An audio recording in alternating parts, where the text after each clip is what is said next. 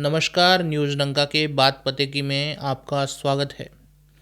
कोई भी राजनीतिक पार्टी इस बात को सह नहीं सकती कि उसका एक नेता पार्टी लाइन छोड़कर पार्टी के खिलाफ कोई बात बोल दे या कोई पार्टी विरोधी काम करे। अगर ऐसा कुछ होता दिख जाए तो उस पार्टी के नेता, बाकी नेता और कार्यकर्ता उस पर्टिकुलर नेता को किनारे में लगाने में लग जाते हैं। इसका ताज़ा उदाहरण है शशि थरूर।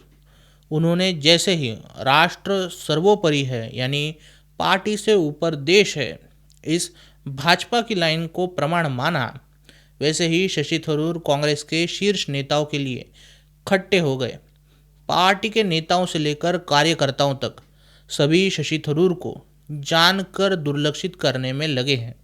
इतना ही नहीं, उन्हें किसी भी कांग्रेस के कार्यक्रम में बुलाया तक नहीं जाता। ये बात अगर पूर्व उपराष्ट्रपति जगदीप धनखड़ समझ गए होते तो उन्हें इस्तीफा देकर लौटना न पड़ता। हफ्ते भर पहले जगदीप धनखड़ ने अचानक राष्ट्रपति मुर्मू के नाम अपना इस्तीफा भेज दिया। वैसे तो उनका कार्यकाल अगस्त 2027 को खत्म होना था। इतना ही नहीं, जगदीप धनखड़ ने 1 महीने पहले इस बात को कबूल किया था कि वो इस पद से तब तक हटने नहीं वाले जब तक या तो उनका कार्यकाल खत्म नहीं होता या फिर ईश्वर उन्हें उठा नहीं लेते। इसीलिए उनके लिए गए फैसले पर सियासी माहौल गरमाया। कुछ साल पहले जो कांग्रेस आनन फानन में उपराष्ट्रपति धनखड़ के खिलाफ अविश्वास का प्रस्ताव लेकर राज्यसभा में आई थी, वही कांग्रेस जगदीप धनखड़ के इस्तीफे पर माहौल बनाने में जुट गई। इसी मंथन से जानकारी बाहर निकल कर आई कि रक्षा मंत्री राजनाथ सिंह के कार्यालय में जगदीप धनखड़ से इस्तीफा लिया गया। उन्हें पद से हटाना सरकार का लिया फैसला ही था। ये फैसला कई कारणों को ध्यान में रखते हुए लिया गया है। जगदीप धनखड़ असल में ये समझ नहीं पाए कि वो उसी डाल को काटने में लगे थे जिस पर वो बैठे हैं। दरअसल बाहरी विचारधारा, बाहरी पार्टी से भाजपा में दाखिल हुए जगदीप धनखड़ को उनके कद से बड़ा पद दिया गया था। उनकी सीनियरिटी, उनके काम का अनुभव और उनकी सामाजिक पृष्ठभूमि को ध्यान में रखते हुए उपराष्ट्रपति के पद पर बिठाया गया और इस पद पर आसीन होने के बाद जगदीप धनखड़ ने कई बार सरकार के हित के दिशा में भी काम किए, लेकिन वो चूक गए अपने सम्मान को बढ़ाने के चक्कर में। संविधान की दृष्टि से उनका सम्मान हालांकि प्रधानमंत्री स्तर से उच्च हो, लेकिन राजनीति में जिसकी लाठी होती है, भैंस भी उसी की होती है। जगदीप धनखड़ हमेशा इसी पीड़ा में रहे कि उनकी पार्टी में या सरकारी कामकाजों में उन्हें प्रधानमंत्री स्तर का सम्मान नहीं मिलता। अगर ये पीड़ा वो अपने आप तक रखते तो भी ठीक था, लेकिन उन्होंने इस पीड़ा को जगह जगह जाकर जाहिर करना शुरू किया। उन्होंने तमाम नेताओं से बात करते समय यही सूचना देने की कोशिश की कि उन्हें उपराष्ट्रपति की हैसियत के अनुसार प्रधानमंत्री मोदी से अधिक या उनके बराबर सम्मान नहीं मिलता और उन्हें यहीं पर समझ जाना चाहिए था कि उन्हें जो मिला है वो किसी की अनुकंपा से मिला है, किसी नीति के तहत मिला है।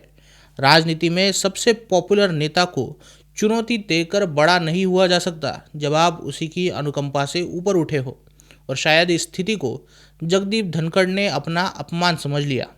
लगातार होने वाली इस अपमान और पीड़ा पर उन्होंने खुद ही औषधि लगाने की सोच ली। खुद ही लोगों को फ़ोन कर सरकारी कामकाजों में हस्तक्षेप करना शुरू किया। अधिकारियों को बुलाकर रिपोर्ट्स लेना, ब्रीफिंग्स मांगना, उन्हें आदेश देना, ये सभी काम उन्होंने शुरू कर दिए।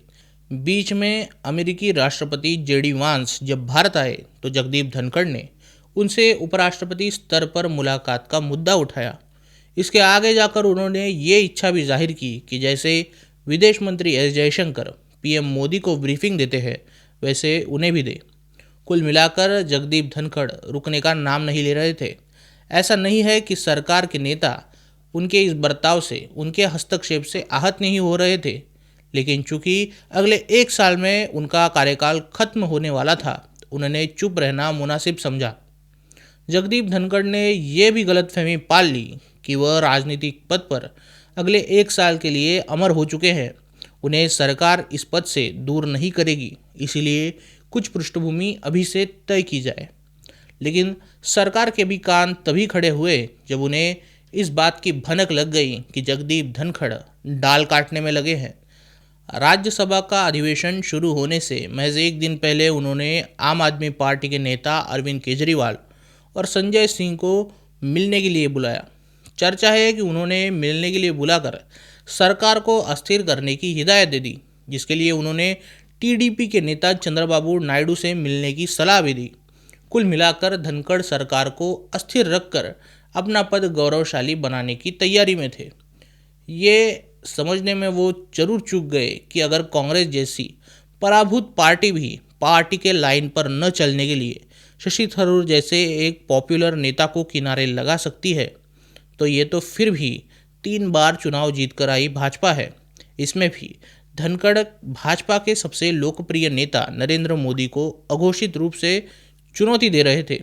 उनके निर्णय लेने की क्षमताओं को टटोल रहे थे, जिन्होंने उनकी हैसियत को ऊपर उठाया था। पीएम मोदी ने भी सही समय देखकर फैसला लिया और जगदीप धनखड़ जिस डाल पर बैठकर डाल काट रहे थे, उससे खुद ही फिसलकर गिर गए। आपको क्या लगता है? वीडियो के कमेंट सेक्शन में ज़रूर कहिए। वीडियो अच्छी लगी हो तो उसे लाइक कीजिए और न्यूज़ डंका हिंदी को सब्सक्राइब कीजिए। मिलते हैं अगले वीडियो में किसी नए मुद्दे के साथ। तब तक नमस्कार।